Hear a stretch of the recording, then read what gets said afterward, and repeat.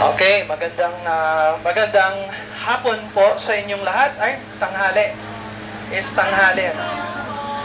Hapon ba o tanghali? Ako? 12, 1 o'clock na.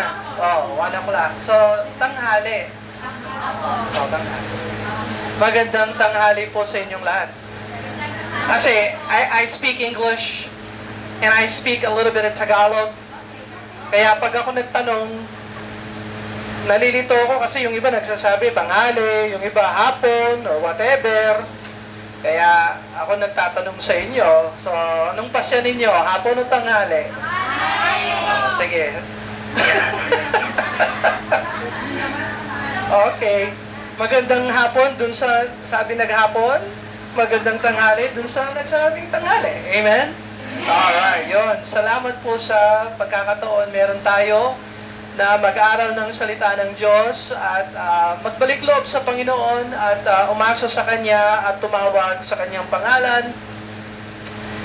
Itong pinag-aaralan natin sa aklat ng Genesis, ipagpapatuloy ko at nawa ito ay maging blessing sa inyo sa araw na ito at magpasalamat tayo sa Panginoon sa Kanyang grasya sa atin.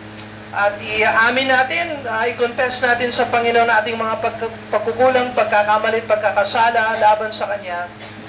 At ang Diyos ay tapat at siya ay palaging handang magpatawad dahil siya ay isang Diyos na mapagmahal at punong-puno ng grasya. At so tayo ay maaaring lumapit sa Kanya anumang araw, anumang oras. Amen? Alright, so Genesis chapter 5 tayo at bago tayo magbasa ng Bible at magbigay ng pangangaral ng salita ng Diyos ay mag-pray tayo at pagkatapos nun mayroon akong mga babasahin dito gusto kong ipamigay sa inyo at pagkatapos mag-pray ulit tayo. Doon naman sa prayer time natin, ilapit natin sa Panginoon yung mga pangangailangan natin. Alright, so ngayon salita ng Panginoon muna. At mag-pray tayo. Dakilang Diyos, salamat Lord sa pagkakataon na binigay niyo po sa amin upang kami po ay maaaring mag-aral ng inyong mga salita.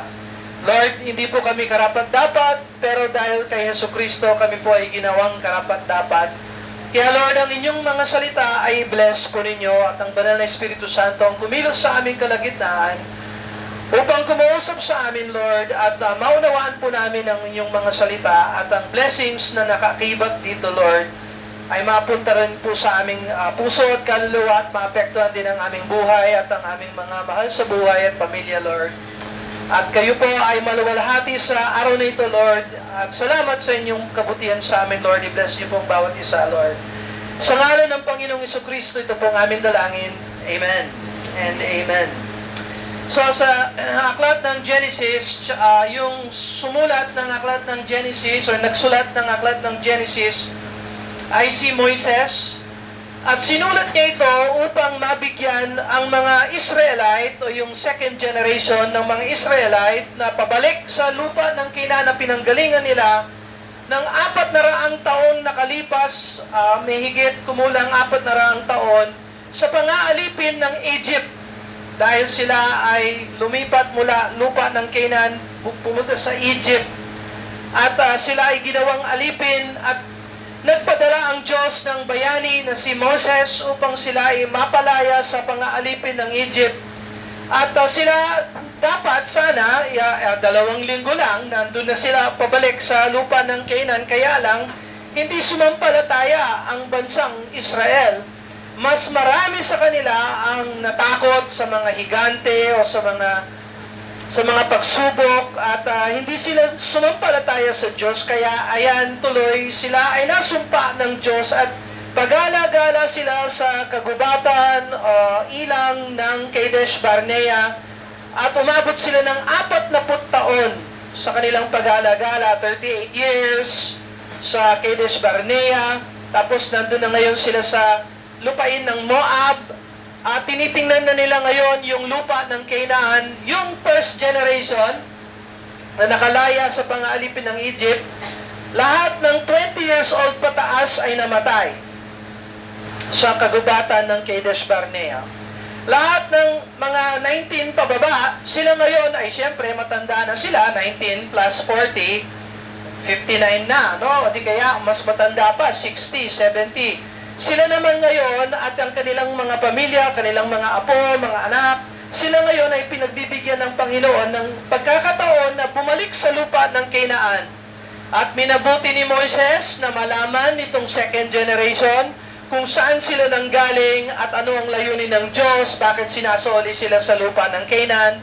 Kaya minabuti ni Moises na isulat yung Genesis, Exodus, Leviticus, Number, at saka Deuteronomy, yung unang 5 aklat ng Bible. Upang mabigyan ng konteksto at history, kasaysayan, at turo at gabay para sa mga Hudyo o mga Israelites sa kanilang pagbabalik sa lupa ng Canaan. So, ang aklat ng Genesis ay yung pinakaunang aklat na sinulat ni Moises. Ito ay patungkol sa simula ng lahat ng mga bagay maliban lang ang Diyos. Dahil ang Diyos ay walang simula at walang katapusan. At sa Genesis chapter 5, bababasa natin ang salinlahi ni Adan. At ito ay ipagpapatuloy ngayon ni Moises ang connection ni Adan kay Noah. So, si Adam, tapos nagkaroon siya ng 2 anak, Abel, tsaka Cain. Si Abel ay pinatay ni Cain, kung naalala ninyo yung mga Sunday school ninyong pag-aaral, o di kaya nag-aaral kayo ng Bible. Adam, Seth, Adam, Cain, Abel, pinatay ni Cain si Abel, at pinalitan naman ni Seth si Abel, at ang lahi ni Cain, Genesis chapter 4, lahi ni Seth, Genesis chapter 5. At yung lahi ni Cain ay Suail, at hindi sila kumikilala sa Panginoon, at umalis sa presensya ng Diyos si Cain, at hindi siya nagbalik loob, hindi siya nagsisi, bagkus talagang pinanindigan niya ang kanyang pagkakasala laban sa kanyang kapatid at laban sa Diyos. So, ganun talaga ang tao. Merong mga tao na malapit sa Panginoon at nagsisisi at tumatanggap sa Panginoon at may habag at pagmamahal sa Diyos. Pero di mga tao na hindi nagsisisi, walang pakialam, walang concern sa Panginoon. And so, yun naman ay karapatan kung gusto mong ganon. Kaya lang, ang resulta nun, syempre, ay walang blessing sa Panginoon at bagkus nasa ilalim pa ng puot o galit ng Diyos, and so on and so forth. So, Genesis chapter 5, ito ang salinlahi ni Adan sa anak niyang si Seth. At si Seth ay nabuhay at nagkaroon ng anak na si Enos, at si Enos nagkaroon ng anak na si Kenan, at si Kenan nagkaroon ng anak na si Mahalaleel. Si Mahalaleel nagkaroon ng anak na si Jared. Si Jared ay nagkaroon ng anak na si Enoch. At si Enoch ang ika-7 na anak magmula kay Adam. So, kung bilangin mo yan, Seth, Enos, Kenan, Mahalaleel, Jared, Enoch, ano yan? Number 6. So, ika-7 si Enoch, therefore si Abel. Huwag natin kalimutan si Abel. Siya yung number 7. So, kung bilangin mo yung mga salinlahi ni Adam, from Adam to Enoch, ayan ay ika-7. Si Enoch. So, sa Genesis chapter 5, verse 21, dito magsisimula ang lesson natin. Genesis chapter 5, verse 21. At bibigyan nating pansin itong si Enoch. Sino ba si Enoch? Bakit siya mahalaga?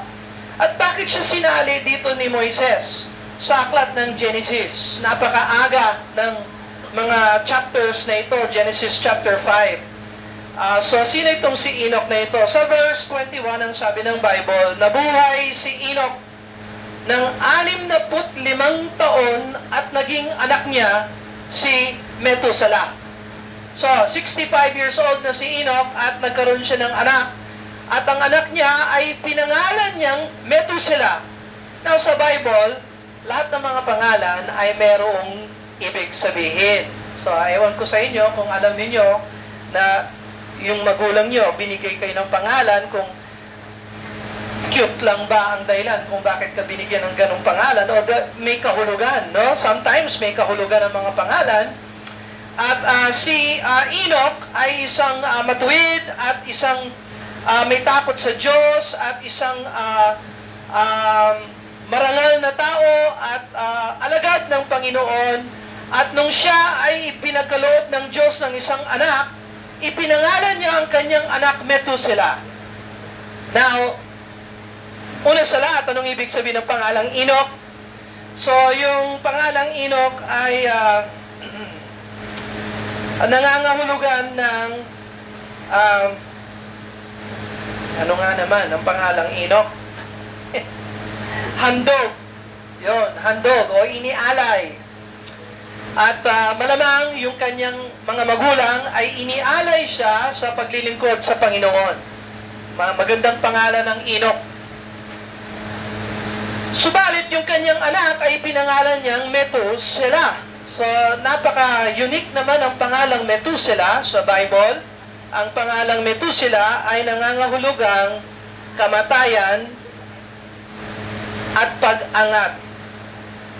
Kamatayan at pag-angat. So, anong ibig sabihin ng Methuselah? Kamatayan at pag-angat. Ibig sabihin, itong si Enoch ay ginagampanan niya ang trabaho ng propeta. Kung baga siya ay isang propeta at nakikita niya ang hinaharap, at sa nakikita niyang hinaharap, ipinangalan niya ang kanyang anak, kamatayan at ang pag-angat. Ibig sabihin, pag namatay si Methuselah, ay aangat ang hatol ng Diyos sa buong daigdig. So nakikita natin dito ay hinahanda ni Moises yung pagdating ni Noah. So, sino nakakaalam kung sino si Noah sa Bible? Sino si Noah? Yes, yung gumawa ng barko, di ba? Dahil aangat ang baha sa buong daigdig. So, sinabi ni Enoch na itong anak ko ay papangalan kong Methuselah. Pag siya ay namatay, aangat ang hatol ng Diyos.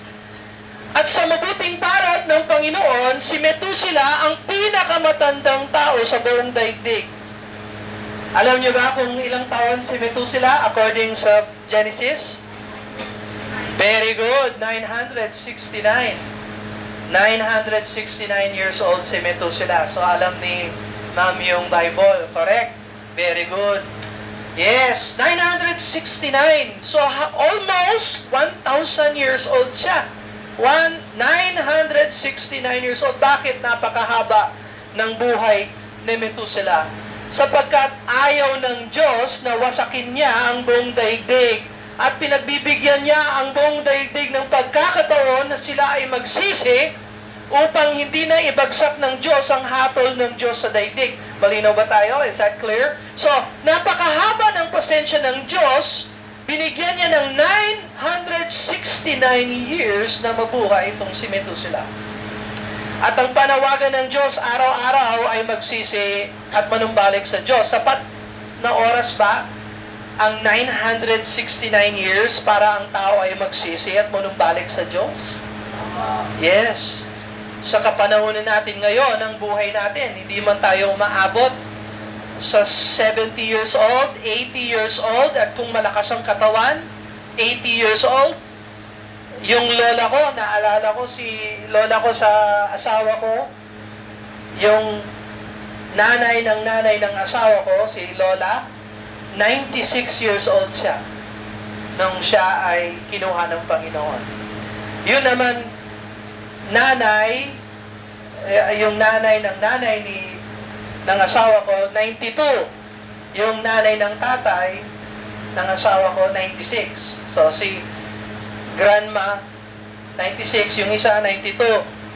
Tapos sa akin naman, si lola, si lolo, umabot sila ng 80.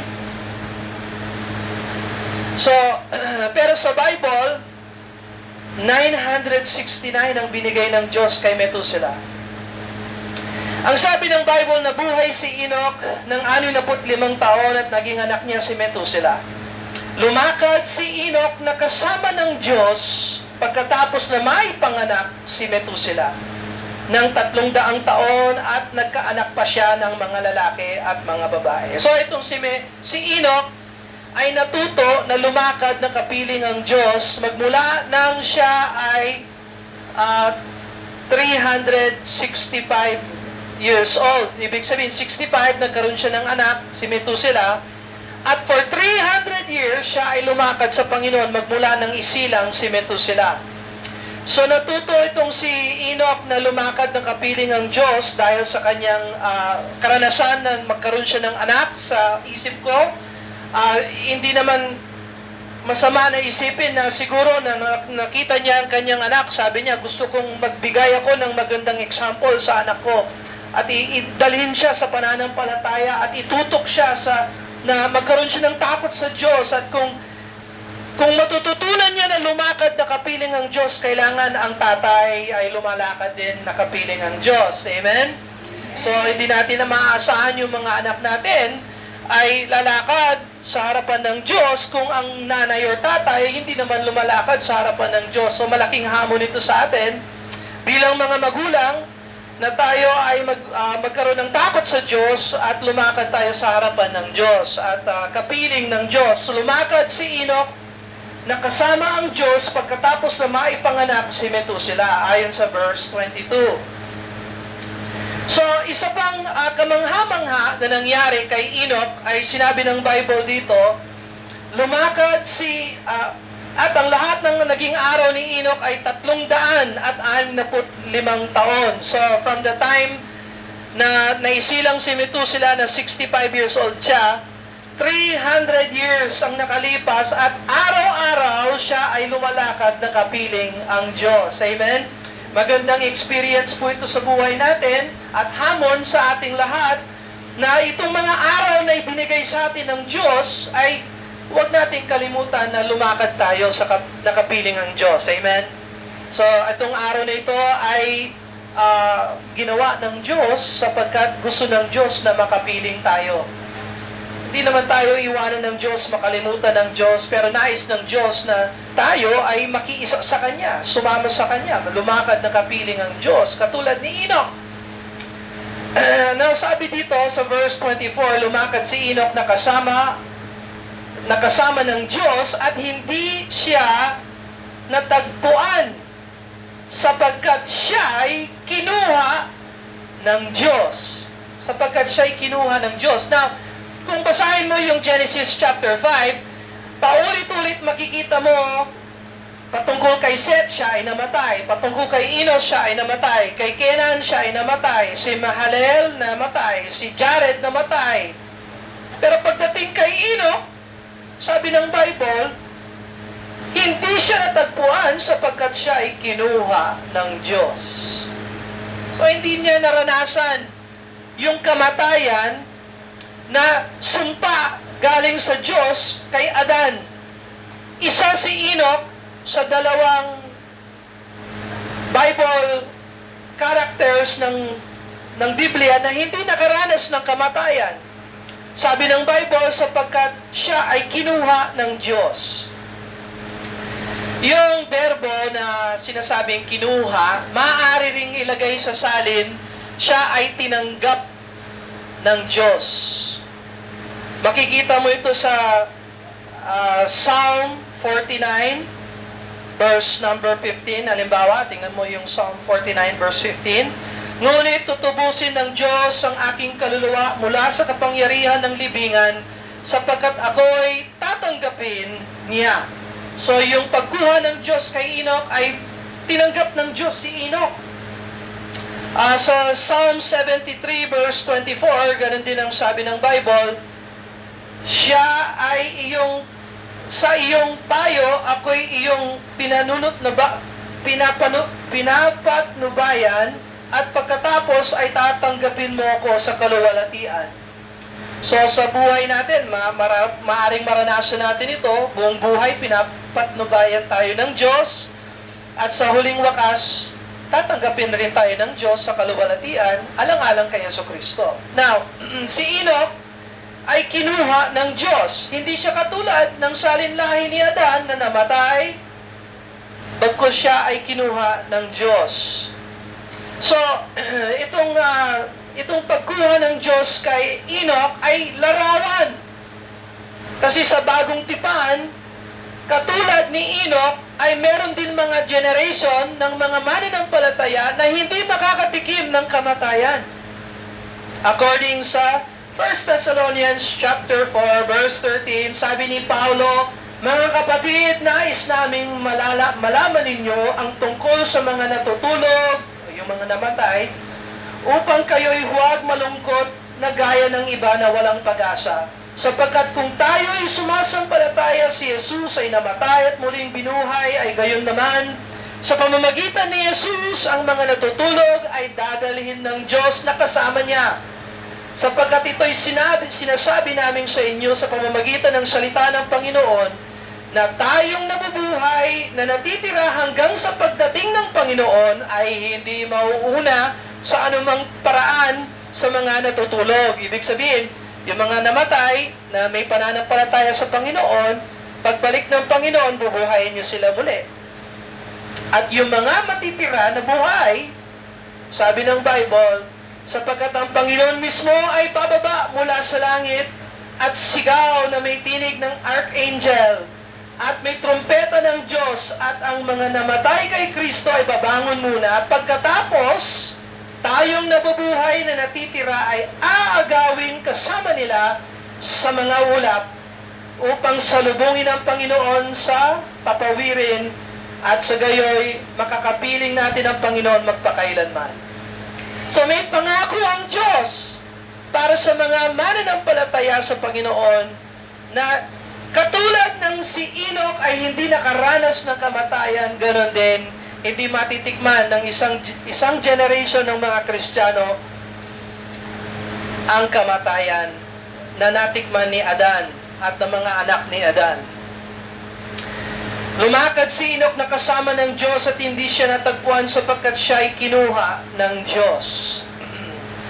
Nabuhay si Methuselah, pagkatapos ay may panganak si Lamech ng 700-800 taon at nagkaanak pa ng mga lalaki at mga babae. Ang lahat ng naging araw ni Methuselah, 969 na taon at siya'y namatay.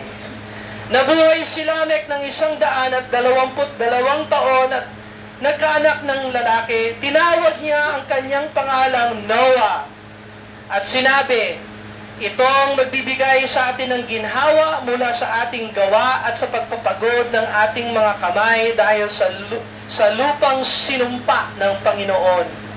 So itong si Lamech ay nagkaroon ng anak. Siyempre, nagkaroon ng anak si Enoch, si Methuselah, si Lamech, at si Lamech ang naging tatay ni Noah.